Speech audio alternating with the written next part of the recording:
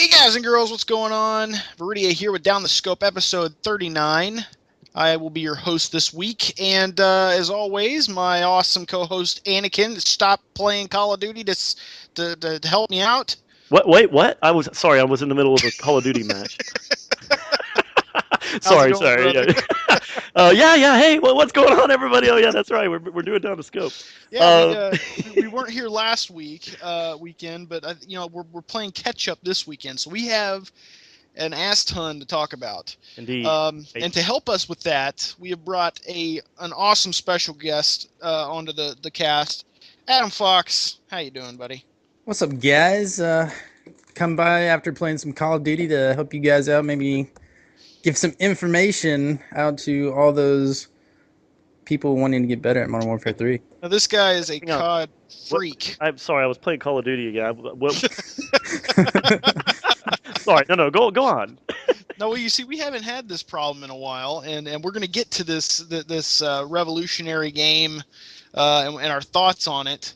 But first of all, since we didn't get to talk to you last week, Jason, what's been going on?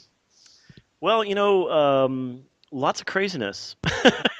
I've actually been involved with a bunch of stuff here at my house. I know those of you who are hard scopers follow the channel and follow the podcast. Many of you know that I was in the middle of moving. During the early summer, me and my wife moved after we had the twins to get more room, and then we lived in our old house for a number of years. We did tons of work to it, and we were very happy there. And then we realized we were going to need more room, so we're kind of in that mode now that winter is sort of here, and we're kind of inside a lot more. We're doing so many things inside the house, so I haven't had a whole lot of time. And last weekend was just a train wreck for me. So, and then this week has been nothing but Modern Warfare. So it's been very, very, very difficult for me to make time to do much of anything in the moment. So yes, all housework and improvements. And then when Modern Warfare 3 hit, it was almost all downhill from there. So here we are, though. Yeah, exactly. Yeah, we're here and we are ready to talk gaming. I mean, we had a discussion earlier, about a month or two ago that this podcast in particular was going to be, we're not going to have enough time to talk about everything we want to say. Yeah. We have had so many releases come out. We had let's see, Uncharted 3. Arkham City, Modern Warfare 3, Skyrim. We've got Mario 3D Land coming out, Zelda Skyward Sword, which has gotten unbelievable praise. It is evidently one of the best games to date, and might be a contender for Game of the Year with me. I don't know. I haven't. I never would have thought, but anyway, with the press it's getting, it's absolutely crazy, and. So we've got a lot to talk about. I figure since you guys, since we all share one thing in common, at least in this room, we might as well just start with Modern Warfare 3. And as you guys know, this game freaking, we talked about it, we've hyped it up. I know a lot of my guys aren't Call of Duty fans, but Anakin and Tar Fox, that's their community. So we're going to talk about that a little bit. And Jason, what'd you think, man? Did it live up to your expectations, or are you going to spend the rest of your gaming career playing Knights of the Old Republic or whatever it's called? Well, at this point, it's very, very controversial out there. The whole Modern Warfare 3 release was probably one of the most polarizing releases for the gaming industry that I've ever seen. It broke all sales records. It is now considered. They sold, not shipped, because remember, Battlefield 3 claimed they shipped 5 million, but the actual sales for Call of Duty on the first day was 6.5 million. And the largest media launch of all time was the Harry Potter book, the final book, the Deathly Hallows. That book sold more than anything in history regarding movies, books, and games. Right. Modern Warfare 3 actually now has overtaken the sales of that final Harry Potter book in one day. Actually, sorry, it's going to actually be 2 days. I want to be sure I'm 100% accurate on that. What they're considering to be the biggest launch is a 2-day launch. I don't know why they do that, but anyway, for day one and day two sales, it's going to be considered the biggest entertainment launch in history. That doesn't necessarily mean it's a good game, because we all know, Transformers 2 and 3 made a lot of money as movies, but those movies are not all that good. But here's the thing: I am perfectly content with the game. I'm not going to shout from the rooftops, but I am very pleased with what I got. I can't say this is innovative. It certainly isn't. I can't say it's the second coming of FPSs. I can't say even that. I can't even say I can recommend it to everybody yet. At this point, it is, in my opinion, Modern Warfare 2.5, and I am happy with that. Yeah, I am in total agreement with you. Now, the thing is, I put the game in, and I looked at it, and I was like, it is 2.5. Because everything is the same, and that's what I was talking about in the video that I released. If you were to take a screenshot and look at it, you really wouldn't be able to tell, honestly. You know what I mean? You really wouldn't. I completely agree. And the thing is there a lot of tweaks, and is there some new game modes, and obviously all new maps and guns and balance and all that? That absolutely. Oh yeah. But at the end of the day, if you took a layman off the street who was not a gamer and you set them down for Modern Warfare 2 and they played for an hour, and then you brought them back a week later, not having any knowledge of what's going on in the media world or game coverage or anything, and you set them down to play Modern Warfare 3 and just says, hey, we want you to play the same game. Will you sit down and play some more of that game you played last week? They would probably say absolutely, and they would sit down, and I honestly believe to a common person, they probably would not know they're playing a different game.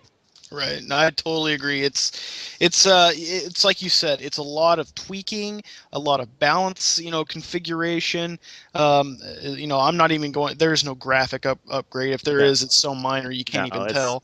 The only thing they did do, by the way, on the graphical side, is they actually improved the frame rate on the consoles, particularly during things like any explosions. They are now a lot. They're a little more cartoony on the explosions, but they did that to keep the frame rate running at a smooth 60 frame per second, because there were dips on even Modern Warfare 2 during certain things like strafes of precision airstrikes and things like that, and everybody knew it, but we obviously you just dealt with it. It wasn't that big a deal. Yeah, you didn't care. Yeah, it's just one of those things you dealt with, and it's kind of like. What was it? Oh, the hip firing. You keep hoping that they're going to make hip firing a little bit better, because like in real life, I would be able to hit you if I was hip firing. Yeah. But they don't, and that's just part of the game. It's just it's a game mechanic. It's not realistic. In that aspect, it's excellent. And to tell you the truth, I don't know about you. You're playing on the Xbox, but I'm honest. I have not had any lag issues at all. Zero for me. Zero. Literally zero. In fact, I would probably say this is the best AAA game launch I think I may have ever played. At least multiplayer. Okay, this is multiplayer. This is probably the best game launch I've ever played. Now, a lot of people who are listening right now may roll their eyes at that and say, "Oh, well, yeah, no wonder, because it's the same damn game from 2 years ago." What did they got to? What can they get wrong? But having said that, you could say the same thing about some of these other major titles that had horrible releases that were very, very similar to their prior releases as well. And, in this case, they pulled it off. I had zero problems. Well, and think about this. How many times have you ever gone to a midnight release of a multiplayer game, popped it in, and had no problem? Oh, never. Yeah, exactly. I popped it in. I'm sitting here expecting it. I was standing in line at the Walmart. This line was huge, and we were talking about this to some random people, and I'm like, yeah, guys, we're gonna have problems when when we pop it in. Just give it a little while, it'll work. I popped it in, and I was playing all night. No problem, and I was just loving it, man. And I tell you what, I really did just get that sense of here's a new COD. This isn't a Black Ops. This is a new installment into the game that I fell in love with. Exactly. And I was very, very pleased. And you know, off the topic of just multiplayer, the Spec Ops. Have you played the Spec Ops Survival? I have somebody I've promised to play with. It's actually one of my subscribers and one of my fans from my channel, you know, and he has asked me to do it, and I said yes, I will do it. So I've actually been saving it because I want to do a live comm with those individuals and play for the first time, you know, in this iteration. Well, so I have not done it. Let me tell you this: zombies can go die. This trumps zombie mode to high heaven. It is the most entertaining survival experience I've ever played. Now, you know, you know, I hate to just bash on zombies, but man, after you play Spec Ops, you're like, why would I ever play zombies again? I do anyway. It's just like, it's so much more tactical, so much more fast paced. You're not sitting here worrying about getting hit twice by some undead freak and dying. You're actually fighting a one-man war, and it is absolutely exhilarating. Not only that, you get all the maps to play, not just 2 and then pay $15 for a new one in a month. You get every single multiplayer map to play on. That's awesome. And it is spectacular. Not only that, here's the best thing about it. They basically reward you for playing. Like, so I mean, they reward you. So like, you say you start up the Spec Ops, you get to level 13 and you die. Now in zombies, you'd be like, oh god, let's try again. But in Spec Ops, you level up. So say I got to level 13 and I die, well crap, but I leveled up to level 4, so that means I can start the game and buy better guns and get farther and farther each time. Now if you quit out of the game, you lose your level. As far as I know, that's what happened to me. You lose your level and have to start over, but it gives you an incentive to keep playing in that, you know, that play period, and to keep getting farther. It's a very good incentive, and the variation is so immense. You know, zombies got so boring for me. There was no variation. I mean, at least throw in, you know, some. I mean, yeah, they had dogs and crap like that, but that wasn't different enough for me. Here they've got, you know, one wave could be a bunch of civilians with guns. Next wave, civilians with C4 on their chest. Next wave, you know, copters coming in, dropping juggernauts. I mean, it is insane. So that is awesome. That mode got a big plus for me, I'll tell you that. Adam, what has your experience been? Well, I love the game, first off. I mean, I had high expectations being playing COD ever since COD 4 and loving the game and playing it competitively from start to finish. And I mean, I wear out CODs, and for the most part, I love this game. It feels like COD, like you said before. And as far as I guess from a competitive side, I mean, I played the multiplayer, and I mean, I love the multiplayer, and I actually got into Spec Ops some, and totally agree with you about the zombies thing. Yeah. But I mean, I love the game. I love the balance of it, and everything. I mean, it's everything I would want from a Modern Warfare 3. But I totally agree with Anakin. Yes, it's a 2.5. Yes, you can call it whatever, the Modern Warfare 2.5, whatever. But I mean, it's still COD, and every one of us who enjoy it love it. And I mean. Mm-hmm. Yeah, I've only met one person who said he didn't like it, and we couldn't get him to state his reason why. You know, it was just like, wait, why don't you like it? Okay, that's what I thought. You're just one of those guys. You know, it's like, oh, I'd rather play Battlefield. Well, then go play Battlefield. It's like, but you know, the thing is that in my opinion, you know, we won't have a true just sequel to the Call of Duty franchise until we see Call of Duty 5. And you know what? They've got to make a new engine. They've got to make a better engine. They've got to make a more polished engine. And then we'll finally have that massive sequel, you know. But you know, I just don't think it's going to happen until we see the new consoles. I really, truly believe that. Yeah. I just don't know how much further they can you know, go with the engine. I mean, we've already seen some of the you know, limits reached under the Crysis 2 engine on the consoles, under the Frostbite 2 engine. I mean, these games, you know, great games, they look spectacular, but you sacrifice frame rate, you sacrifice various other problems, networking, hit detection.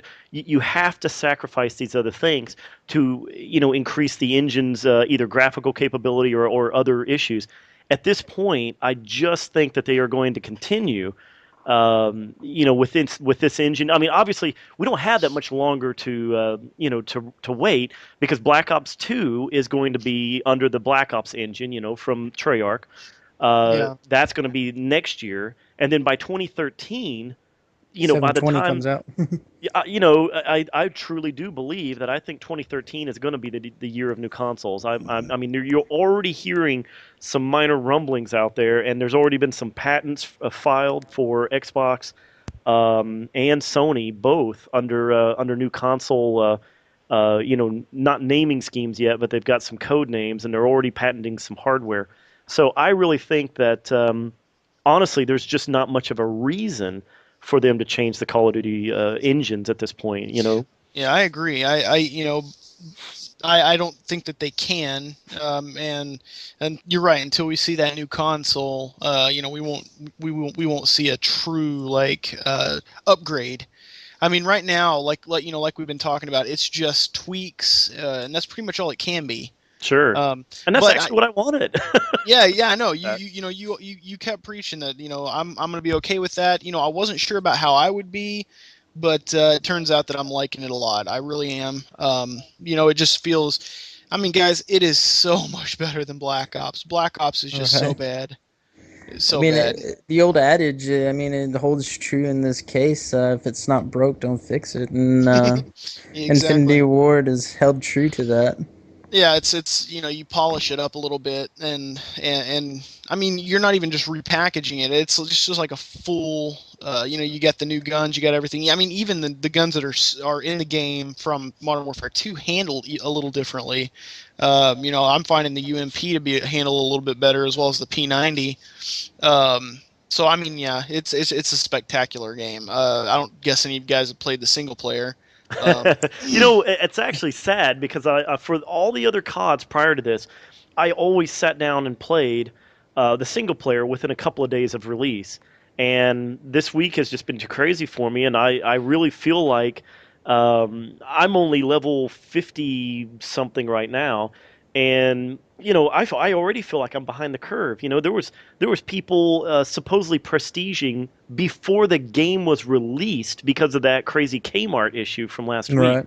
And there was talk on a couple of YouTube videos I saw where there were actually people who were on their second, third, and even somebody on their fourth prestige on release day. Jesus Christ. Playing like insane amounts of Call of Duty. Yeah, I mean, at that point, I just can't even imagine. But for me, I do want to, I do want to progress. I do want to get familiar with everything. The one of the things I'm having some difficulty with is the naming scheme for the maps. I'm not a fan of the map names. In fact, I'm having difficulty even thinking of some of them. I know some of the names, but I can't see why they chose certain names. They're just not very obvious. Bootleg, for example, looks like a cross between Kowloon from Black Ops and Chinatown from COD 4. And maybe it means something in the campaign. I don't know. And what is the map Baccarat? I mean, Baccarat. I mean, is that a city name that they chose? I mean, we had Karachi. I mean, I knew the name Karachi. Sounds more like an STD, though. Still. But they've got one called Mission, and I didn't think it looked like a mission. There was a couple of others that were just oddball names, and I actually, even with being level 51, 52 right now, I forget exactly which level I am, I still, when a level loads, I still can't tell you the exact level. One of them was Interchange, and that one is one of the few that I feel like is named somewhat appropriately, but even still, I don't know why they just didn't call it Interstate. I mean, it's a bunch of highways, that are crossing or whatever. But I mean, Interchange works. I remember Underground pretty well, because I mean, it's like a huge hole. Yeah, Underground. See, I was confused because I thought Underground, there's a couple of maps that actually have underground areas. So Yeah. I was actually confused on which one was underground. But yeah, the one in the city with the huge, crater in the middle. If you play Domination, B is inside that crater. That one, I believe you're right, is the one called Underground because you've got the subway Yep. system. Is that right? Yeah, That map is huge. Yeah, that map is massive. Yeah, and that was something I thought about. I honestly at first and still a little bit, I'm kind of disappointed with the maps. Um, what I mean by that is I take every map and I compare them to Modern Warfare 2. And if look at a map from Modern Warfare 2 like Estate. Now that to me was an awesome map. It wasn't just tiered out, top floor, bottom floor. It was like it was a gradient up a hill Yep. to an estate and all that stuff. And then you got maps like Afghan where it was a hilly desert and all that stuff, and there were slopes going up. These maps seem very tiered to me. Like they kind of like go down like steps. Right. And if they don't do that, then they're just flat with some buildings in them. There's not a lot of depth to me. Like it feels more like I don't know. It feels more like a map in a game rather than a real spot. In reality. The one map that I really like, I don't know. I wish I wish you guys would know the name of this one. All I can do is describe it, which is sad because it's my favorite map in the game so far, and it is the only map that I feel seems as close to realism as possible, and that's the one where you've got this massive opening on one end with a gradient for like a truck, like a driveway, like a muddy driveway. I think it's almost like this like Nigerian camp or village or something or whatever, and you've got this gradient ramp on the end, and you're overlooking this huge area. That you can see all the buildings down below or whatever, and then you've got a little creek that runs down the middle.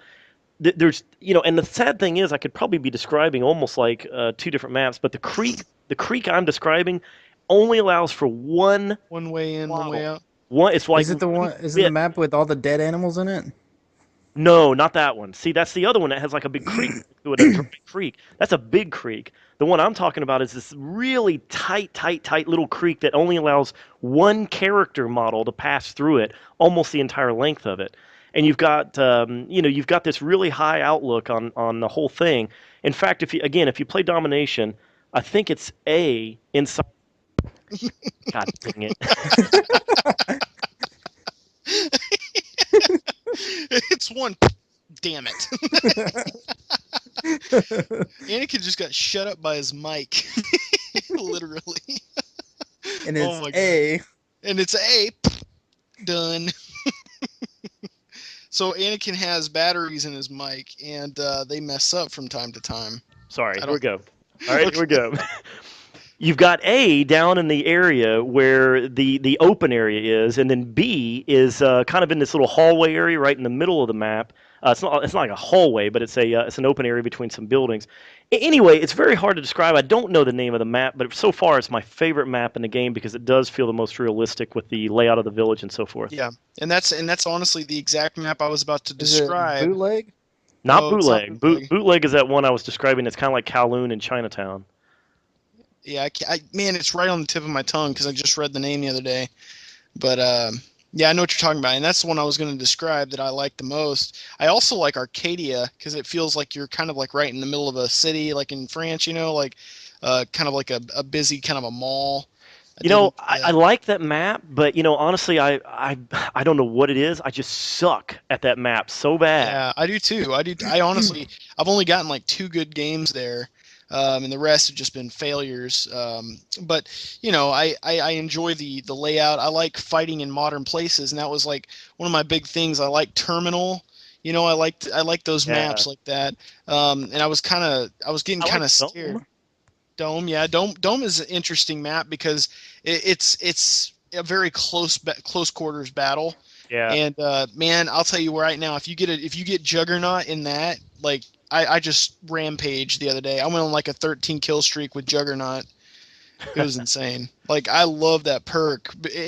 At first it seems like crap, but man, if you're good with a pistol, you're killing. And people will run. And the best part about having it on dome is there's nowhere to run. You know, it's like they're going to run into each other eventually, and then it's going to slow them down. You're going to pick them off. So it's pretty cool. To go along with what Brad was saying about the multi-level kind of into steps, and then maybe some maps are just single tiered with buildings mixed in.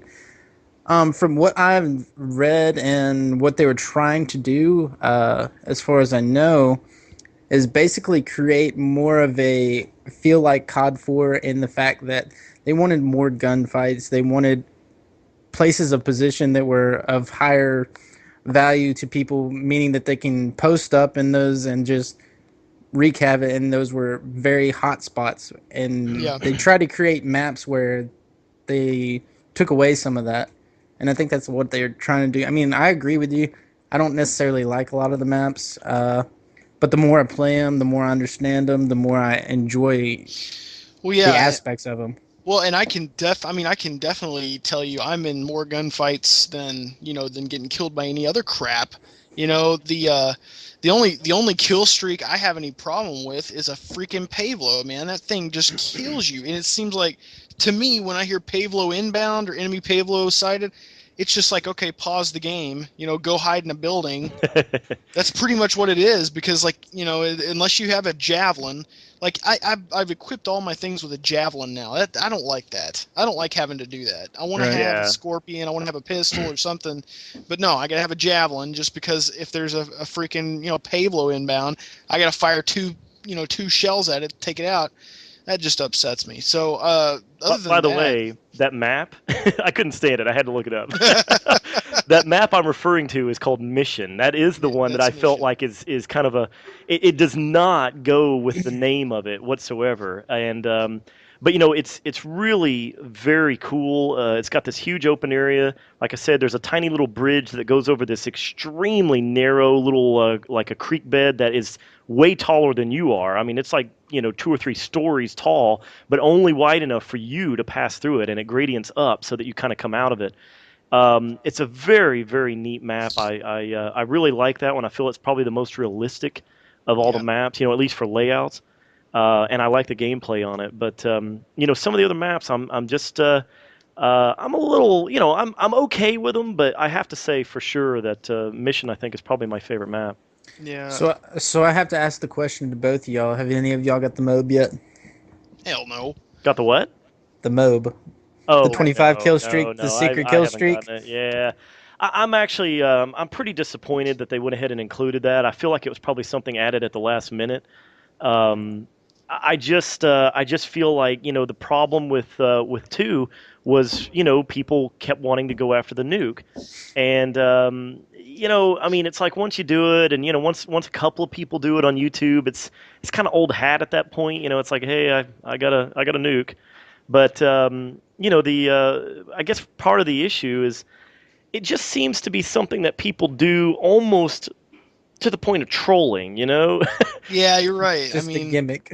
It is, and I wish that it really wasn't there, though I don't think we're going to see as much of it as the nukes, because I'll tell you let me ask you guys this. I was talking with some buddies at work about this. I don't know whether it's me or if it truly is changed. Do you guys think the movement, the standard movement, I'm not talking about sprinting or marathon or anything, I'm talking about the overall movement in the game. Do you think it's accelerated compared to MW2? I mean, I know what you're saying, and I think a lot of that has to do with a few perks like either Stalker and Quick Draw. Meaning, like, all right, with Stalker, I don't know if y'all have ever heard of the term snaking, but in Modern Warfare 2, you can basically drop down to prone and come out of prone really quickly, and it was like a movement, and it was adopted by a lot of pros as a maneuver to get away from gunfights and that forth. And Stalker was basically a new perk that kind of just created that for you without you having to do it. It reduces sway in your gun, and you can basically aim down sight and going around corners with ease, basically, and everything. It seems a little bit quicker, and I kind of know what you're saying. It feels a little bit quicker. When I first popped in the game, and started playing. I picked up the UMP first thing. What I did, I mean, because I'm familiar with it, so I used it, and I'm like, golly, I feel like I'm going extremely fast right now for some reason. Yeah. Well, speaking of speed, I'll tell you one thing I do not like about the game, and that is have you seen anybody using that juiced death streak? Have you Yes. seen them running in front of you? It's No. crazy. It's so retarded. I mean, they're like, I mean, it's so unrealistically You look like a stupid looking. roadrunner. Yeah, you look Yeah. like Roadrunner from the old cartoons. It's pretty silly. I mean, your feet are moving faster than you're moving. I mean, you're moving fast, but your feet are moving like way too fast. And that was the first thing I saw. Literally, as soon as the game started, my first match, it was like team deathmatch, and this guy goes, blah, blah, blah, blah, and I was like, what the hell was that? So yeah, Awesome. let me ask you. Now I noticed that they did something different. They actually used different sprint animations for the guns. Now, if you remember, like if you sprint with a shot, excuse me, if you sprint with a shotgun in this game, it looks a lot like World at War sprinting did. I wonder why they changed that. Have you noticed that when you sprint, like the gun animations are different? I haven't noticed that a whole lot, but I did see something that I thought was kind of odd. Like what you're describing, and I guess maybe it wasn't just me. I noticed what I know what you're saying, and I noticed it, but then I thought I was just seeing things. I thought, well, maybe it was just a different angle I saw it at before, because I saw somebody do that with an SMG, and then I saw somebody do it with a sniper rifle, and the animations look different. And I thought, it's my eyes are just playing tricks on me. So I didn't put a whole lot of thought into it. But you believe you're seeing it, differently. Oh, I know I am. Yeah. So like if you run with I'm not just talking about different from each other. I'm talking about different from even COD, Modern Warfare 2. Modern Warfare 2, and I know that I'm really like getting into like detailed bull crap. Like it's literally crap right now. But like in Modern Warfare 2, your guy would pretty much put the gun up against his chest and run, and he was moving it back and forth. In this game, there's a lot more wobble to the gun when you're running, and then if you're running with a shotgun, the dude is basically holding it, pointing at the air as he's running. And it's two completely different animations, and they used that animation in World at War. So I'm like, if they're still using a version of the Modern Warfare 2 engine, I wonder why they changed up. I wonder what the reason was for changing up the animation of the gun movement as you're running. Because as far as I've seen, there's not one gun that looks the same running as it does in Modern Warfare 2. Well, they had to change something. Exactly. See, I could pick on my own interest game, as much as I can pick on the next one. So, Yeah. I mean, I'm with you. It's like why did they keep so many things the same, but yet choose something like that, to change? Aesthetic to change. Yeah. Exactly. I don't really know either. But yeah, this is these little Yeah. things that I'm noticing. But the thing is that none of these little changes are hurting the game at all, and they're not even making it bad. I am so pleased with the balance so far in the perks. I haven't been ripped off. I haven't I been agree. ripped off. When I shoot somebody, I know 100%. You know what? I killed that individual. My bullets hit him. I got the hit markers. I knew the number of bullets that hit him, and I knew I should have killed him. And the same thing, if I miss, I know I missed. See, the thing is, man, and I caught myself doing it, and I felt something familiar back in COD 4, the COD 4 days, man. When I would die, I would watch the kill cam because I was like, dang it, I want to know what he did to kill me that quick. But as we kept going and going, I stopped watching the kill cam. Why? Because I knew I was getting ripped off. I didn't have to see it. I knew I was getting ripped off, so I wouldn't watch it. I'd be like, you know what? I just got screwed over. I shot him a million times. Now I'm finding myself watching the kill cams over again when somebody turns a corner and shoots me. I'm like, damn, that was a good shot. I got to see this. And sure enough, man, they'll run around the corner, pop, pop, pop, right on me. No cheat, no nothing. I mean, the guy's it's all skill, and I know that. And it pisses me off even worse knowing that somebody outskilled me. But, I respect the game more for it. Exactly. I've never died running around a corner. When I get mowed down, you're right. It's 100% because I lost the fight. I don't complain about the game. I don't complain about lag. None of that. When I get killed, I'm like, well, you know what? I I lost. That was it. You know what else? I mean, tell me if you've seen this. I haven't seen a whole lot of quick scoping, which was a concern that you had, before. Yeah, absolutely. I haven't seen it either. It's been nearly non-existent. I've been actually pretty happy about it. I had one match, I think, with somebody who was pretty decent at it. Especially being new, but I'm sure we'll see a lot more of it as obviously as the game gets a little older and people start going and branching out into some of the other weapons. But at this point, I believe it's going to be pretty tough to run around and quickscope the way that it was taking place in Modern Warfare 2. Yeah, I mean, I've tried it myself, and it doesn't feel the same to me for some reason. And I think I have a theory. You're finding that a lot of people who play Black Ops, Call of Duty, basically that's their very first Call of Duty, or the majority, you would think.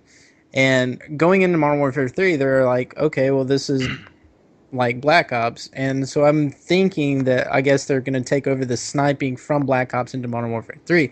And you see that a lot of people are kind of adopting that style of play, even though I'm very sure that you're going to find that kids are going to go over to Optic Gaming or any other montages and see all these quick scopings, and they're going to want to start doing it. But here in the birth of the game, I think you're going to see a little bit less of it, but I guarantee it's probably going to rear its ugly head here before long. Well, I mean, and as for right now, it's kind of like what you said. I think it was you, Adam, said that it's a free kill. I mean, these guys try and quick scope me. I just duck out of the way and take them down. So for me right now, it's pretty fun getting these free kills and stuff. Yeah. But I mean, so you guys are content. You guys have had fun with it. I am. At this point, I asked to have Modern Warfare 2, but an improved, tweaked, best version of it I could get my hands on. And honestly, I feel like that is this. It's very similar to here I am showing my age again.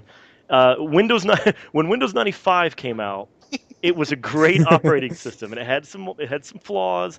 It was obviously very new, but then when Windows 98 came out, it was like Windows 95 fixed. And that's exactly the way I see, Modern Warfare 2 was completely, again, innovative, even over and above Modern Warfare. You really saw some new innovation. You saw kill streaks, and not just 3 standard ones. You saw all these new kill streaks. You saw, new weapons that were extremely different. You saw maps that had, all kinds of different, attributes that Modern Warfare 4 or Call of Duty 4 did not have. So, it was like Modern Warfare 2 still had that innovation there, but it was still, flawed in lots of ways. And of course, after the whole Infinity Ward nonsense with Activision and all that, they didn't support the game like it really needed to be. So now here we are with Modern Warfare 3. Now I feel like this is Modern Warfare 2, but finalized, fixed, tweaked. Refined. I don't know what word you want to use to describe it, but it's as good as you could get from that engine. It feels tight. I mean, like unbelievably tight and smooth. No drops in frame rate. The hit detection is as solid as I could ask for in a multiplayer online game. The movement is good. So far I'm happy with the guns. The maps I'm okay with. I have a couple of gripes, and we can get into that. Very, very minor gripes, but I do have some gripes. I mean, it's not perfect by a long shot, but to me, the game engine, beyond the game design, it's about as tight as I've ever seen for a multiplayer game. Yeah, I mean, I agree, and I think we owe Sledgehammer a little bit of respect. We do. It's pretty amazing that a new company can come in and not only pick up the slack, but improve on something that another company had done, and they did a phenomenal job of it. The 2 new game modes I will really give them, and the idea of the 3 different sets of kill streaks, the strike packages. I'm extremely happy with how those turned out. I thought it might be a little odd. I've tried all 3. The specialist is certainly questionable. I really, really think that is geared towards the lone wolf ultimate player. I mean, you really need to be good to take advantage of that. Yeah, I enjoyed Specialist. it's extremely difficult to truly take advantage of, especially when giving up the idea of, the assault or support kill streaks. You really, it's very difficult, I think, to achieve anything once once you have it. I've seen it in action. I've seen people, perform really well with it. But man, it's a trade-off. There's no doubt. My favorite, I mean, if you're going to be running specialist, I mean, this goes out there, kind of help, but what I love to do, I mean, my main, I guess, support and kill streaks and whatnot, but my favorite perks, sleight of hand, quick draw, and dead silence. And then if you mixed in with that, with the specialist, you do extreme conditioning, blast shield, and then your variation of whatever you want your third tier perk to be. And it works out really, really well. It makes you fast and almost invincible to stuns and whatnot using the blast shield along with quick draw and sleight of hand. It's almost like you're superhuman. And that's true, and that's what they were going for. And but man, I'll tell you, getting an 8 kill streak, or I guess it's maybe a 7 kill streak that gives you all of them. I'm still a little confused on that because I've gone through and I've gotten them all, but I still don't understand whether. See, it's weird because if you choose hardline as one of the kill streaks you get during the first 3 that you're getting after you spawn, then it's kind of weird because when does that actually apply? And the other thing, by the way, is what's interesting is overkill is a complete waste unless you choose it prior to spawning. You have to choose it as part of your class because otherwise it makes no difference. Right. So, there is some strategy involved. If you're going to play specialist, you really do have to give it a little bit of a thought on maximizing the potential you have at becoming a super soldier. I really like the idea of it. I don't think that's for everybody. In fact, what's odd is I think most, I'd say the majority of people I've talked to are running support. Me too. Yeah, I am too. I'm more aggressive. I do the assault. Yeah, I enjoy this. About the assault, one thing I wanted to say was whether it be a bad thing or a good thing, and I mean I kind of enjoy it. The fact that your kill streaks wrap around, so even if you get your top kill streak in your assault class, even if you don't die, it'll wrap back around and you go back from the bottom without dying. So it's like continuous kill streak. Yeah, so you don't have to die to start all over again with the kills. Right. Yeah, I thought that was pretty cool. Interesting. Yeah. Well, I enjoy the support class. I don't know. I like that Juggernaut. I don't know why. I just like that. That and the. I mean, there's still. See that? That's what I meant. There's actually. Vests? Yeah. There's kill streaks there are assault kill streaks in the support package though, like the stealth bomber and stuff like that. Right. So thought that was interesting. Yeah. I like a lot of the new kill streaks. I like the what is it? It's the helicopter the one that kind of follows you. The Overwatch, yeah. Yeah, the AH-6. That thing is awesome. I love it. Like yeah. I can just kind of waltz around. One of the support point streaks that I really liked a lot was the assisted airdrop, where you had this basically AC-130 that's covering your drop zone, and it's like you just camp out there and you have this arsenal of stuff that it just gives you, and then it's also performing support while you're trying to pick it up. Yeah, that was exactly. It was an Osprey, I believe, that's flying down, that's holding them off. That was pretty cool. I enjoyed that a lot. I used that in a free-for-all on Dome, and I was like, oh god, I'm screwed. But then I remembered this guy was going to help me out, so I got all my stuff, and it was pretty cool. But yeah, I think we're in total agreement. We have a little bit more to talk about other than Modern Warfare 3, unfortunately, guys. I think we're going to get into that. Did you play Uncharted 3, Jason? I have it sitting here in the wrapper. What a bitch. I know. It really is sad, but honestly, I'm telling you, that's, I've just been so damn busy, and even then, I'm fighting to have to make time for Modern Warfare 3, and I'm sitting here every night. I come home, and I have my Modern Warfare 3 box sitting on top of my Uncharted 3 box, and even then, those two are sitting on top of my Battlefield 3 box, and it's like, damn it, it's like, why does this stuff have to come out all together? Really? Yeah, well, I totally am on the same page with you. I have actually completed quite a few games since the last podcast. Let's see, I completed Arkham City, Oh, Uncharted 2, Rage, Modern Warfare 3, and I am now in the middle of Skyrim. Okay, God. so I know what you're talking about, and I'm gonna just go ahead and jump right into kind of okay. Today is the release day of Skyrim. Indeed. However, it feels like it's been out for 2 days for me because I haven't slept, and and so I've been playing it as if normally in a day I play maybe like 2 to 3 hours of a game, but I've been waiting for Skyrim for years, and you guys know that's the game for me. That's the big game I've been waiting on, and so midnight last night I go to grab the game, and there's been people waiting there for hours and hours waiting in line for this, and so I get there and I get the game. I grabbed the beautiful collector's edition strategy guide, which looks like it's just amazing looking. I'll throw a picture of it up on my Facebook fan site, so you can go over there and check it out if you want. But I grabbed that too because I've only become companions with 2 strategy guides in my life, and that's Oblivion and Final Fantasy VIII. So I knew I was going to need this one, and not only that, this thing is so thick. That you'd be surprised. It's just amazing how much crap is in this game. And I put it in, and I haven't stopped playing it yet. I stopped playing it for the cast, of course, but it's been a straight up almost 24-hour fest here. And I have to tell you, what you're saying is the Skyrim's the limit. That's really reaching, Anakin.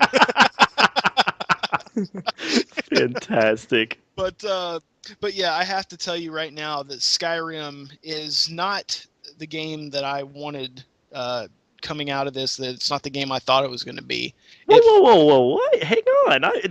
It far surpasses. Oh God! Hang on! Good Lord! I'm choking up on drugs and crap here. It's like, you son of a. No, it far surpasses what I thought. Now going into this, I had expectations of what I wanted, and the thing is that I didn't know how to go farther than Oblivion, because Oblivion, in my opinion, is a perfect game. I played it 500 hours at least. I loved every minute of it.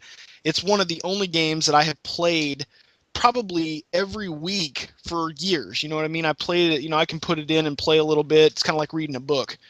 You can continue the quests and find new things. And so going into Skyrim, I've got a preconceived notion of what it's going to be, and when you throw it in, it just blows you away at what you've got here. Especially, and I'll tell you right now, it will blow you away even more if you pick up the strategy guide and just thumb through the first 50 pages, which is just introduction. The first 50 pages is basically showing you, bestiary and weapons and items and stuff like that. And you really realize what you've gotten yourself into is a gaming experience that can easily last you in the hundreds of hours. And guys, I can't tell you, you have to play this game. It's that good. And I know you guys aren't big fans of RPGs, but you guys need to try it and fall in love with it. So get this. Here's some things I want to ask you about. And I know that you're obviously a massive fan of the gosh dang it, Oblivion. Elder Scrolls. Yeah. Sorry, that's what I was looking for. I know you're a massive fan of the franchise. You know? Now, here's some of the complaints that I've seen. And I want your feedback on it, because even these are nitpick, because if you've actually read the reviews for this thing are just through the roof. I mean, I don't think I've seen a game reviewed this highly in ages. So obviously, these complaints are nitpicky at best. Right. First, I want to ask you, what do you think of the hair issues, the hair with the characters that they're saying that some of the things I've seen regarding hair is that it's absolutely hideous. Let me address every question you're about to ask me with an analogy. Okay.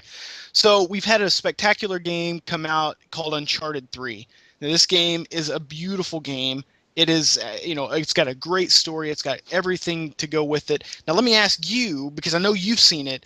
The hair is phenomenal in that game, isn't it? Absolutely. It is. It's amazing. Yeah. The thing is that Uncharted 3 is like a handful of diamonds. Okay, it's beautiful. It's worth its weight. It's awesome. Now I want you to take Skyrim and imagine that Skyrim is a humongous bag full of diamonds. All right, in that bag of diamonds, you might find some pebbles that are actually a part of the weight. It's not all diamonds, but there are a few pebbles, in there. But in the end, you've got more diamonds than you ever had with Uncharted 3. Why? Because you've got more time spent with the game. You've got more story invested. And this is my personal opinion, by the way. But, you've got more of all this stuff. Yes, the graphics may not be up to polish. Yeah, you might have a glitch every now and then. As far as the hair goes, that's bullshit. So I mean, again, these are just very, very minor nitpicks. Yeah. Apparently, they're fairly consistent among and this is user stuff. This is just stuff I've seen that people are talking about. Some people complained that the hair was not improved, if you could believe this, from Oblivion. Well, and like I say, man, when you create a game this massive with these amazing visuals, with this huge spans, with all of these items in it, with all of this dialogue, with all of this stuff, sometimes these little pebbles are going to sneak in, these little things. But you got to look at the grand scope. And again, if you're nitpicking, of course there are things. Sure. But to tell you the truth, Anakin, it's these small little glitches, these things that actually make the world better for me. You know why? Because the whole game is a script. But in reality, nothing is scripted. Everything happens at random. The glitches in a game like Skyrim are the thing that makes the game real to me in a way, because you never know what to expect sometimes. It's not like they happen all the time, but every now and then you could be clubbed by a little rabbit and your guy goes flying through the air. Now, would you be like, oh my God, that's stupid? Or would you start busting out laughing and have a good time with it? Right. I'm with you. Okay, that's my random event that happens in the game. Yeah, I could sit here and read this whole strategy guide and know everything that's going to happen, but it's not going to document those random little glitches or those random dialogue flaws that are going to be like, ooh, that mixes things up a little bit. It's pretty interesting. But hang on though, I want to get your opinion on some of these other things though, because I'm really curious on them though. Because some of these are nitpicks. The hair I chose that one because to me, I thought it was the funniest nitpick that somebody could actually like. I mean, again, this is like taking any perfect specimen of anything. It doesn't need to even be a video game, and then trying to find some kind of flaw, Right. So the hair, I chose that one first just because I thought it was ludicrous that anybody could even complain about that. But this is a bigger thing, okay? Now, apparently, one of the only things that people constantly berated, Oblivion about was the animations. They claim the animations were very jerky, and the transition from one kind of animation to another was never very smooth. And obviously, we're talking about a huge game world, so there's almost no way to make everything perfect. But in this, some people are even claiming the animation is actually worse than Oblivion. What's your take on that? Nah, it's not true. Absolutely not true. The thing is, Anakin, I'm a huge fan of Oblivion. I just stated I played it hundreds of hours. Absolutely, sure, yeah. So I know the animation, but the thing is that some people, they do what I do, and I do in the sense I get attached to something. Okay, I get attached to the way things are, and in Oblivion, you get attached to the way things work and the way things move, and so when it's changed in Skyrim, it gets a little upset. And what they're talking about is, there are some transitional animations that are kind of bad. In Oblivion, when they walk through a door, they would kind of fade away. In this game, they kind of just pop and disappear, which is something I've noticed. Now that might be what they're mainly talking about, which is stupid to me because it just doesn't. I don't care. But some of the other things is like, if you talk to a bard and you ask him to play a song, boop, he kind of does like a sim thing, like he gets the guitar in his hand immediately. But the thing is that, like, again, man, when you've got a game this big, I'm pretty sure that programming, a guy to walk over and pick up a guitar and bring it over, that animation can get strenuous. I was sitting there thinking the other day, and the lip syncing for being able to talk to every single NPC in the game, which is thousands, all their lips are moving right with the voice. That's awesome. a feat. That's a feat. Absolutely. And it may not be perfect, but they are moving. They're not going ba ba ba. They're actually moving with the lips. That's a feat. And you have to appreciate those things in order, in my opinion, to bitch about the other little stuff. Exactly. And that's the thing, is I think that's what the general community is. Anybody is going to try to find some kind of problem. And even that is not out of spite. This is more out of people. They can't find any real problems, so they do have to say, well, I mean, it is a great game, but there's these little goofy things that kind of bother me. And I think that's generally what people are saying. I don't think anybody's actually complaining. Yeah. But there are some things that they consider to be flaws still after it's all said and done. Yeah, I mean, but, it's like we're talking about with the next Call of Duty. You're never, and this is the thing with a game like Skyrim, you will never see a Skyrim type game, and I'm going on record right now. You'll never see a Skyrim type game that doesn't have a parade of these what most would call flaws with the game, because it's just damn near impossible to monitor all of them. Sure, you know what I mean? Absolutely, right, right. We talked about glitching in games like Skyrim. The thing is that there is not enough playtesters in the world to walk every square inch of this place, making sure that this one pebble you pick up isn't going to give you infinite potions, Right, right. But there is some idiot out there that will find it. And, that's the thing, it's just these little things that you have to, you just have to take in. If you look at all the good things, all the diamonds in your bag, and you're picking out the pebbles and bitching, that is retarded. That is absolutely ridiculous. Oh, there's a pebble in here. You are rich. You've got the biggest experience.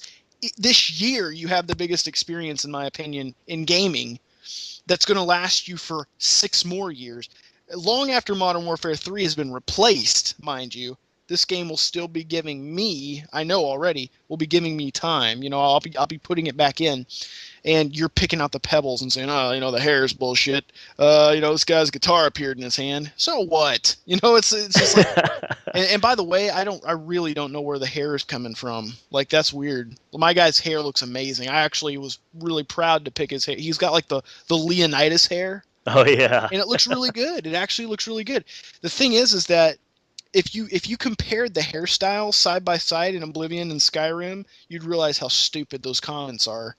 Well, let me ask you this on a completely different one, not nitpicking anymore, but I have to ask: Have you come across the actual star of the game? Have you come across the dragons? Oh yes, oh yes, yes. So I mean, again, somebody I was reading some comments in a forum that they felt like the dragons, the encounters with the dragons, and again, this is apparently very early.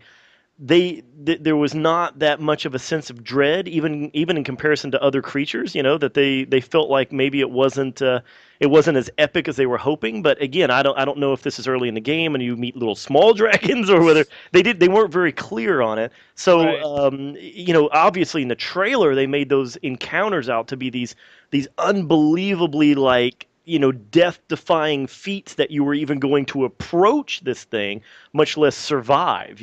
So well, it's kind of idiotic. Again, man, I'm seriously talking because these gripes sound like somebody who played the game for 5 minutes, and so basically you got what's called a tutorial to the dragons. The dragons are a huge part of this. So let me paint a picture. The first literally encounter, and I'm not exaggerating this. This is exactly how it went. You hear this, the first of the game, and I'm going to spoil it a little bit. It's the very beginning of the game, so don't worry. I'm not giving anything away. A dragon literally comes and starts breathing fire on the town right before your execution, so you actually get free. Your first encounter with the dragon, there's a dragon out there. You set up an army and you run across like the Celtic plains. I say Celtic because most people won't know that Nordic and Celtic are based on the same thing. But you run across these plains. It's raining. You run into this watchtower. You've got an army with you. So yeah, it's going to be a little bit easier to take down a dragon. But the second time, you follow this dragon up the mountain, you find out that he's like the king of the dragons. And he resurrects from the ground a skeleton and then paints the skin, the flesh and muscle back onto him as if he's just like, as if he's playing God, He's like, here, come back. And you fight this thing. He's running around breathing fire. I mean, it is the most epic stuff I've ever seen. If you're well equipped, if you are smart and go, hey, well, most dragons breathe fire, I might need fire resistant bullshit, then yeah, you're going to probably have an easy time with it. But does that mean that every dragon in the game is going to be like a level 4 dragon that breathes fire? No. As you get farther in the game, you actually find these things at random, and they can come down and take out your entire, quest line. You could be right in the middle. Oh, I'm almost to my spot, and boom, he swoops in and takes you down. So, I mean, yeah, it is kind of underwhelming at first because it's pretty easy, but then you just got to think about it. Oh wait, I had a whole army shooting arrows at him the whole time. I won't have that throughout the whole game. So if you're finding them underwhelming, just go a little bit farther in the game. If you're still finding them underwhelming, guess what? You can change the difficulty in game, and you can make them harder. So, I mean, it's up to you. Do you want them to be harder? Then make the game harder. Then I don't know what else to say. It's all there for you to fix. Well, there you go. You heard it from Viridia. I'm not being a fanboy. I'm sitting here like I'm seriously. Well, you're being a little fanboy. Shut up. I am a fanboy, but when it comes to the gripes, my gripes would be with the just some of the graphic textures. It really upsets me in a game when you know how they do this. They basically have a palette for grass, and then they repeat the palette. You know what I mean? Yeah, it's like a repeating texture. Exactly, and you can tell that if you're far enough away. You can see the repeating value, and they do that a lot in this game with the grass. That really pisses me off. And not adding shrubbery or foliage around like where two textures meet, and it's really obvious that there's nothing there. Not adding something to cover that up. That's kind of lazy to me, and I wish they would have done that. Some of the actual gripes, rather than this kiddie bullshit, is actually with. I mean, there are some massive glitches where you've got, you get hit and you fly through the air, and I mean, it's just crazy. Like you're all the way across the map. You never touch the ground again, or random enemies will flip up into the air, or your horse will disappear underneath you. I mean, there's some random glitches like that I've experienced. Well, those sound pretty significant. I mean, obviously no more, probably not enough to ruin the experience by far, but that's still those sound pretty significant for glitches. Well, again, it's a huge open world game. How many open world games have you ever played? I'm like when it comes to Bethesda. Have you ever played like Bethesda? Fallout? I only played Oblivion, and even then I played it just enough to kind of get a feel for it. Right. But I've told you my story before, how I got chased forever by an elk or something, that finally killed me after 20 minutes, and then I moved on, respawned or whatever, and started going forward again. And I got to this little stupid side mission about collecting, 20 fish scales, and it just pissed me off. So I kept getting killed by a fish. So I said, I'm out. I didn't go back to it.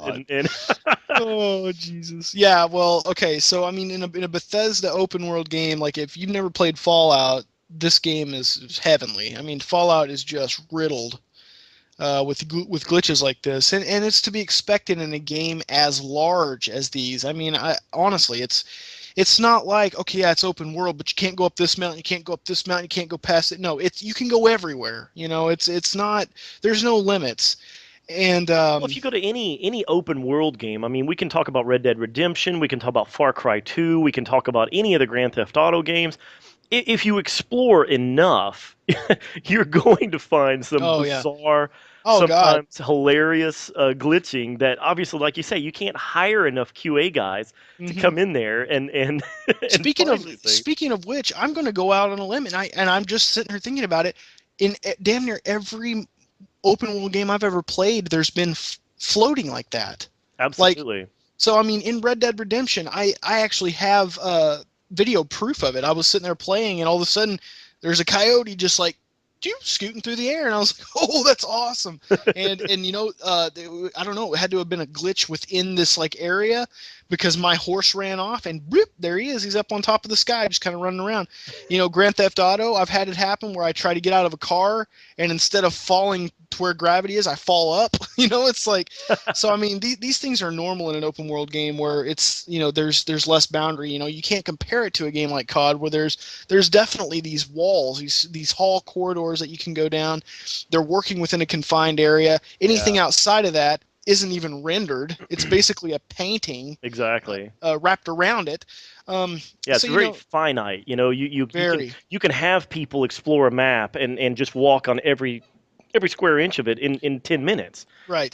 So yeah, absolutely. I agree. And so that's what, you hear me talk a lot about some of these games like, oh dude, that's unacceptable, the glitch. Well, that's because, you've got this finite area, like you say, it's a lot easier to fix. If I can play all through Skyrim and I only run into one glitch every 3 hours in a game that massive, I'm happy. Mission accomplished. That's the way I see it.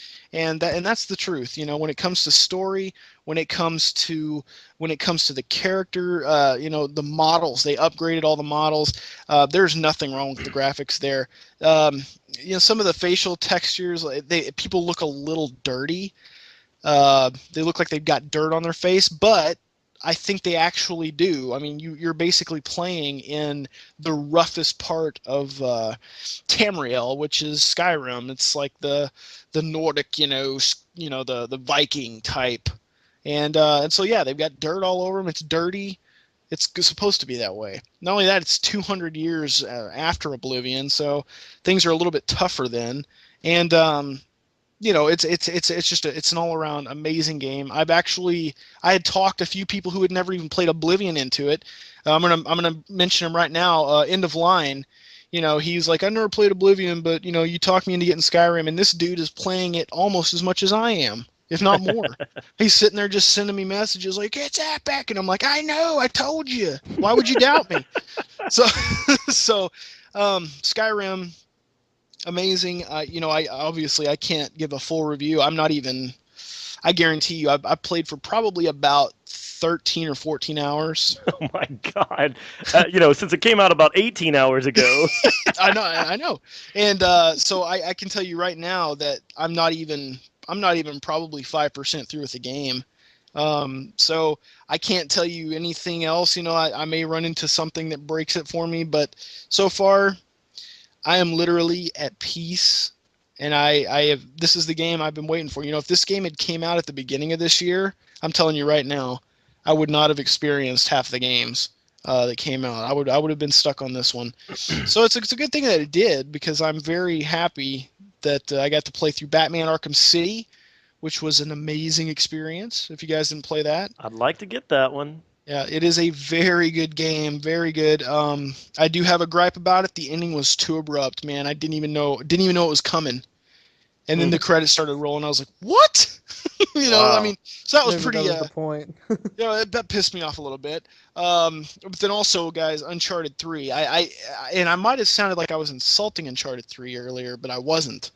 The way I see video games is the value of the game is how much time I can put into the game for me. That's it for me. So a game like Uncharted 3, personally, it doesn't merit a $60 release price, because I'm not going to play Uncharted 3 online. I'm buying it for the story. The story is going to run me maybe 10 hours. Whereas a game like Skyrim is going to run me somewhere like 150, 160 hours. Now, that's a game worth putting some money into for me. Right. So I wasn't knocking it. Uncharted 3 was an amazing experience, had an amazing storyline that really kept you on the edge. A little underwhelming ending, but still, it kept you on the edge all the way there. It was a thrill ride. It's the most cinematic game I have ever played, ever. I mean, it really makes you feel like you're watching a movie sometimes. The thing is like, I hate games that are more like movies, like Heavy Rain. I like Heavy Rain, but it's more like a movie, Right, yeah. This game makes you think that that's what you're playing. But then you realize, no, that's not true. I'm actually playing this. It just feels cinematic. So that was a pretty cool thing. There's a lot of emphasis on melee combat in this one. Whereas, the other ones have been pretty much primarily shooters. This one has a lot more melee fighting in it, so that's pretty neat. yeah, so I mean, I highly recommend Uncharted 3. Rage was okay. But yeah, man. Other than that, I'll tell you what, guys. Skyrim has lived up to my expectations, and it probably will be my game of the year for sure. We all already knew that. I know. Well, But let me ask you guys this. Have you seen the reviews for this Skyward Sword Zelda? I know, Anakin, I know you couldn't care less, and Adam, you probably couldn't either, so I probably shouldn't be asking this. But I have seen nothing but praise for it. It's certainly not up my alley. I think pretty much everybody understands my handheld console approach or whatever. But I mean, my God, it's just getting unbelievable amounts of praise, including murmurings of Game of the Year. Not only Game of the Year, they are saying this is the best Zelda game ever made. what? They are saying that this beats out Ocarina of Time, Link to the Past, all of these games that not only are games good, they had defined gaming in the past. They're saying that this has done what they did by redefining gaming, but better. Wow. So, Hard to believe, my friend. I know, Yeah. but what they said, okay, when I say the word motion control, you go, oh God, we all do. Okay, I mean, I think it was at IGN made the comment the other day that they're like the new Mass Effect 3 was announced, blah blah blah. It will not have Kinect capabilities. Thank God. It's like you don't want it to have these motion controls. However, evidently, Skyward Sword has taken motion controls and made you want them in a game to the point to where these critics are saying that you won't ever want to play a Zelda game without them. That's what I've seen. Yeah, so it's pretty. I'm excited to see it in action. I want to see what this is like. Evidently, so basically, if you don't know, it uses the Wii Motion Plus, and it follows you 1-to-1. So whatever your hand does, Link's sword does in game. As well as a ton of other things that are 1-to-1 scale. So like you really do feel like you're actually controlling it. Now, if you don't know the Kinect, what the hell, the Wii Motion Plus, it can monitor not just up and down, left and right movement. It can monitor forward and back movement as well. So like, if you lunge your sword forward, if you lunge your Wiimote forward, Link's going to do the same thing. And this game really does evidently delve heavily on the combat aspect, where it's not just hacking and slashing an enemy, but watching how they're blocking you and slashing and figuring out how to get them to move their defenses and open up. And evidently, it brings a lot to the table in terms of gameplay. But then also the cinematics. They say it's the most cinematic game on the Wii, as well as the best graphically. So it's pretty interesting. I'm very. Well, I've seen the footage on it, and it's it certainly looks better than most Wii games. There's no doubt, and from what I can tell, from just watching some of the stuff, it doesn't seem like it really breaks any molds. But man, just like you're saying, I've read these reviews that are just through the roof. They just claim that this is the way that the Wii was meant to be played. Like this kind of game is what should have come out at the launch of the Wii to really introduce people to motion gaming. And it's really a shame because now a lot of people, are probably not going to buy it. They're, unless they're really, really a Zelda fan or really in the know. I mean, I know some pretty hardcore Nintendo, fans that haven't even given this game the time of day, and it's really a shame because I think that this is probably one, like you say, that this is one not to be skipped, gang. I mean, if you're a Nintendo guy or if you're even just a Wii guy, this is a game. It is a must buy.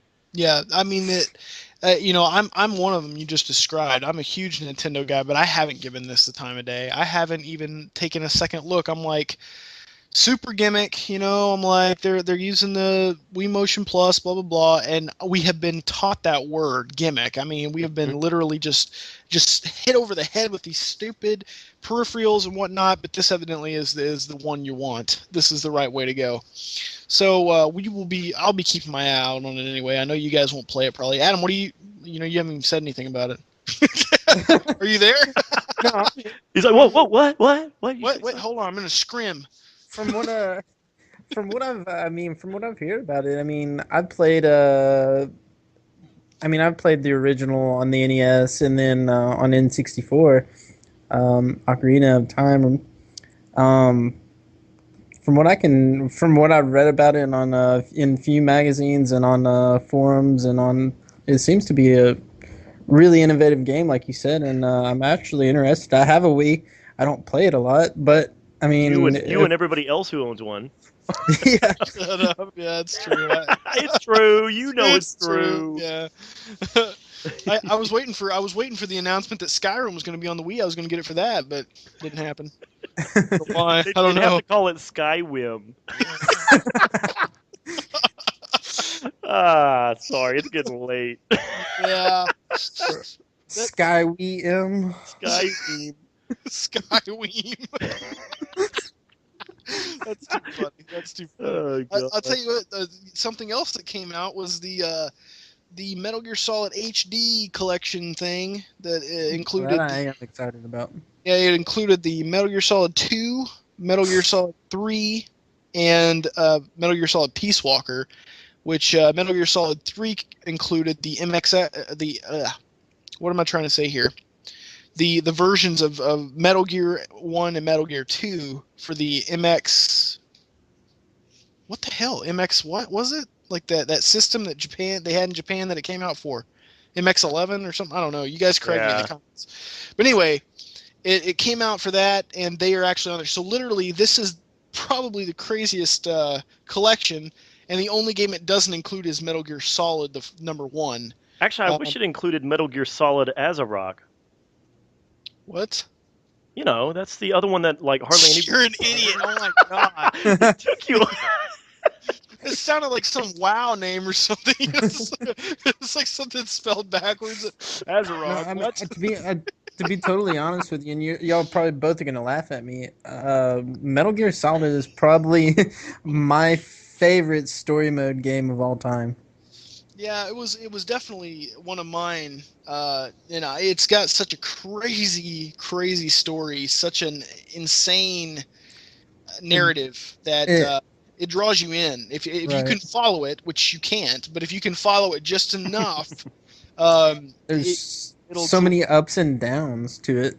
Yeah, and if you can get past a lot of the corny dialogue, it's an excellent game. I highly recommend it. And it's not so much a game as I see it being just a story.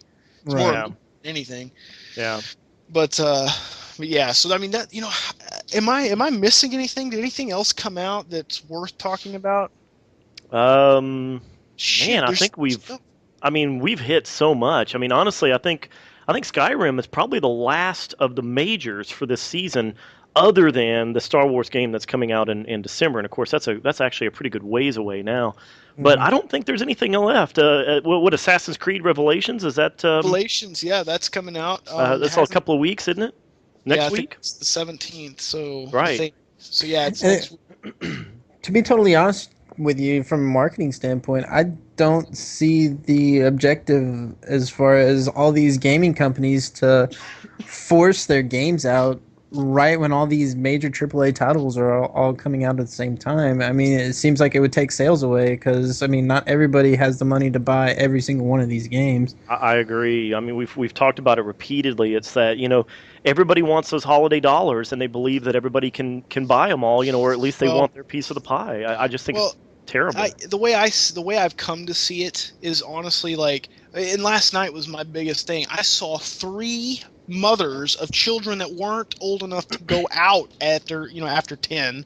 They're getting Skyrim for their children. Okay, so you got to ask yourself, when would they be doing that? Only around Christmas. And when could you afford that? You couldn't afford all these games normally, so you would ask people to get them for you as gifts. You know what I mean?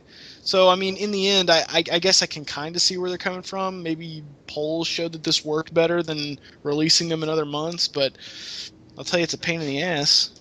Yeah. Especially when you're not a kid and you're not going to get them as gifts. Yeah. When you have to go out and buy every single one of them. Exactly. It's pretty tough. Yeah. I mean, at this point, I ended up with what I ended up with this fall. I've gotten Rage. Battlefield 3, Modern Warfare 3, Uncharted 3. Anything else with a 3? Actually, Gears of War 3. Yeah, there you go. Yeah. And that's been my list. I chose to skip out on Skyrim. I chose so far to skip out on Batman, although that one's probably going to be a must buy for me later on. I'm going to look for that on a deal coming up, because I mean it's just not enough hours in a day. And honestly, I mean, it's like, why buy all of these games when by the time I get around to them? In fact, I almost did this with Uncharted. I could have waited on Uncharted and probably picked it up for $40 on a deal when it pops up, because at this point I may throw it in and play it for a little while, but Uncharted's the kind of thing you don't want to just play a little bit, and then put it away and go back to Modern Warfare. Well, that's the thing, you can't, man. I jumped through that one in a day. I couldn't put it down. It was very good. And see, that's what I want to do. I want to just take a weekend and say, okay, I'm not going to do Modern Warfare 3. I'm not going to do Battlefield 3. I'm not going to, paint the house.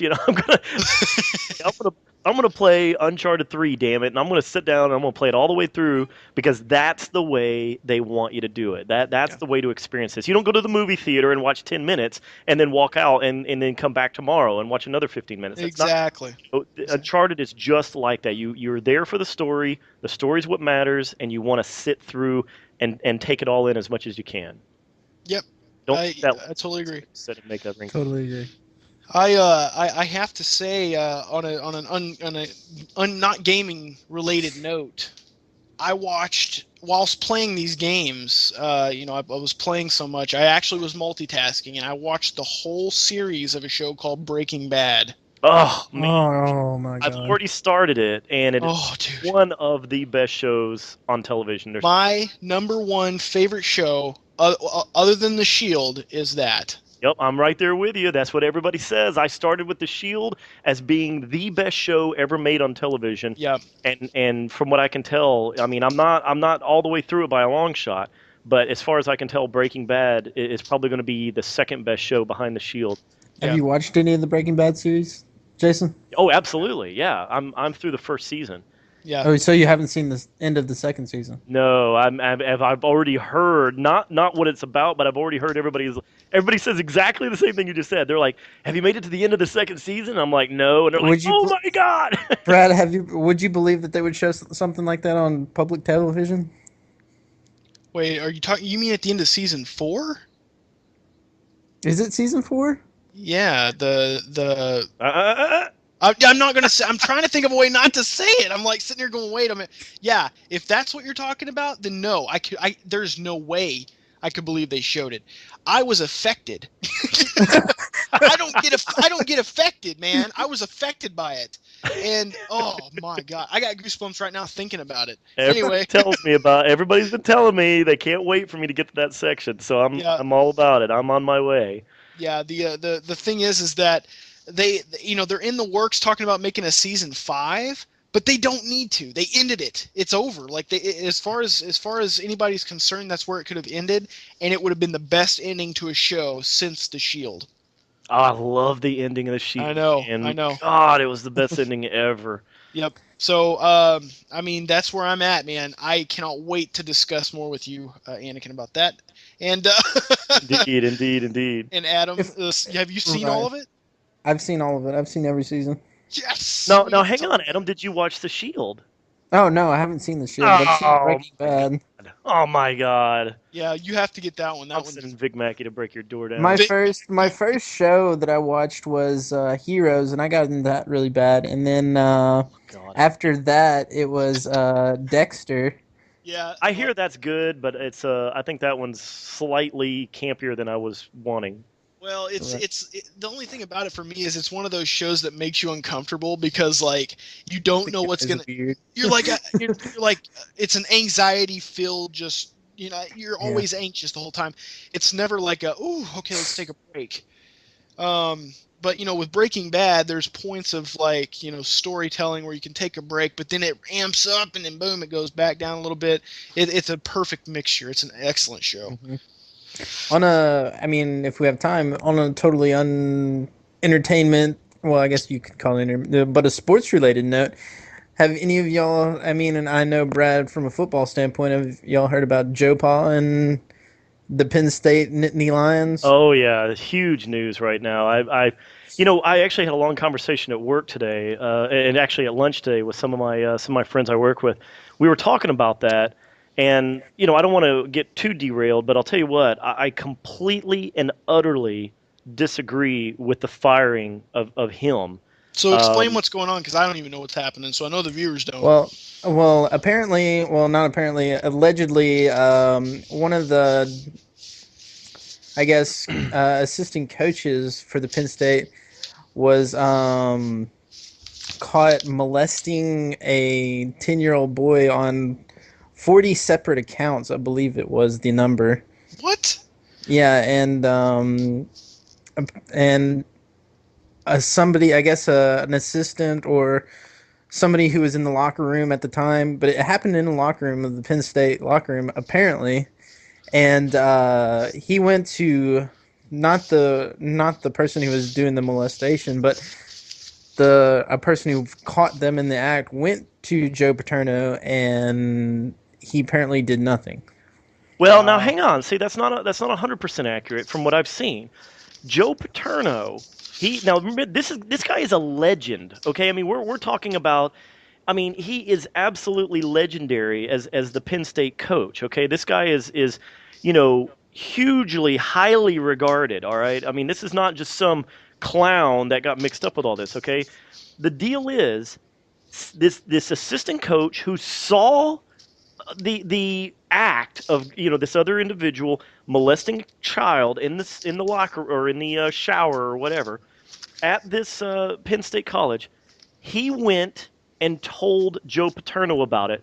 Joe Paterno then went and reported it to his superior at the time, but he did it in this nonchalant way because it was only a rumor to him. He had no verification of it. He had nothing to go by other than this other individual telling him, his assistant coach, telling him, "Hey, I just saw something completely inappropriate going on. I need to report this. We probably need to call the police," something like that. He tells Joe Paterno this. Joe Paterno goes, "Hey, look, I didn't see it with my own eyes. I'm just going to go I'll tell my superior about it, and then, they can act on it. But it's not in my place to do so, and that's the end of it."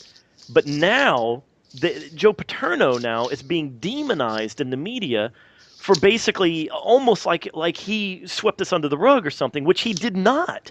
This guy did what he was supposed to do, and even then it was based on somebody. It was based on hearsay from another coworker. That's what it boils down to. You can name all the players and you can name all the locations and all the other things, but the bottom line is he had a coworker come to him, say something about some other individual that was completely unrelated to him, that happened to be there on hand.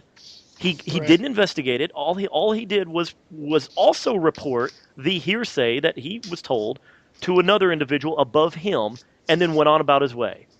That's weird. He did no wrong in my eyes, as much as I can tell. And for whatever reason, he has been made to be a scapegoat, and he has been demonized in the media. I completely disagree with it. And various other people, celebrities particularly, disagreed with it, including Ashton Kutcher with his crazy Twitter account. And basically, the internet has been crying out that says anybody that lets this guy off the hook is a terrible parent. Because, anybody who has anything to do with child molestation is obviously, horrible and should be, killed. Right. And but the crazy thing is if you actually truly look at the facts, Joe Paterno didn't have anything to do with this. This guy is a victim by just circumstance alone. And honestly, I completely disagree with it. And we had a big conversation at lunch. Everybody else that is in the know as much as I am is just completely and utterly with me on this, and also very irritated that this even took place. And I mean, I'm a huge football fan, and when I've heard about this, and they're basically cleaning house, and they're even having talks of disbarring the whole football program. Yeah, and it's ludicrous. It's ludicrous. And the whole student body is basically rioting in the streets over this whole issue of Joe Paterno being fired. And I mean, it's probably the biggest news in news right now, whether it be sports or anything. It's Absolutely, it really is huge, and I don't mind sometimes on the show here covering something as highly covered in the media like this article is. I'm glad you actually brought it up, Adam, because sometimes it is nice to Yeah, talk about other current events besides gaming, because this really is relevant. I know a lot of guys out there that are fans of my channel, whatever. I see them mention sports quite often. Adam, I know that you're obviously tied into sports yourself, not to mention being a fan. So. And Brad, I know you follow it from time to time, Mm-hmm. so it's obviously relevant to our audience, even though I know it's not gaming, at least video gaming. It is gaming, but yeah, it's certainly affecting a lot of people, and it's certainly worth talking about and mentioning, if nothing else. Mm-hmm. Yeah. Well, I had no idea about that because I don't watch the news very much. So thanks for telling me about that. That was interesting. Hope everything works out for that guy. Anyway. Indeed. Anyway, I think we have rambled on quite a bit for this week. Indeed. Guys, you have any words left to say? Adam, you got anything to say? I'm about to play some Modern Warfare 3. Wait, what was that? I missed that. I was playing. All right, never mind. All right, guys. Well, thank you so much for watching and listening to this week's Down the Scope. Next week we're going to be talking about what are we going to have? Assassin's Creed. We're going to be talking about that, guys. If you have anything you want to send us, anything you want us to talk about on the podcast, don't forget to email it to downthescope@gmail.com, podcastdownthescope@gmail.com, and we will consider talking about that on the show. Again, thanks Adam for being on the show. Anakin and I will be back next week, and we will see you then. All right, take care. Peace out, guys. Later.